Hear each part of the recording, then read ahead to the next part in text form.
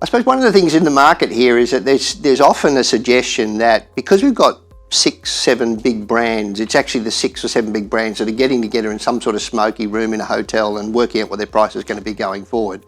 Or, those that I suppose are less conspiratorial, a bit more realistic, are saying, well, they've got a general sense of where everybody's actually going. It's important to remember there are 2,600 independent businesses. So as I mean independent, they're separate businesses that all compete against each other.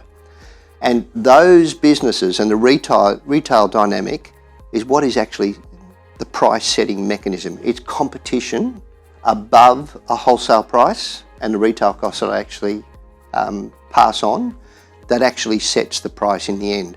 So there's no single person pulling the levers, and this is a point that's often not well understood. It's the competition dynamic that actually operates. When I get to small markets like small regional areas, it's true that it's the single operator. In a lot of small towns, there's only one operator, so it'll be his costs, the costs of the fuel, the costs of the business that are actually then passed through. And so they won't necessarily have that tension. But generally they've got to be careful too, because if they're trying to attract highway traffic and freight traffic, which they will always do to try and survive, then they've actually got to make sure they're competitive as well.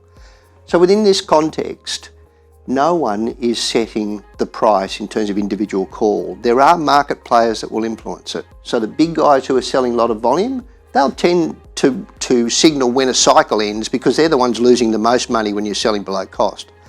But it's never one or other. It depends on the market strength and the composition of the market.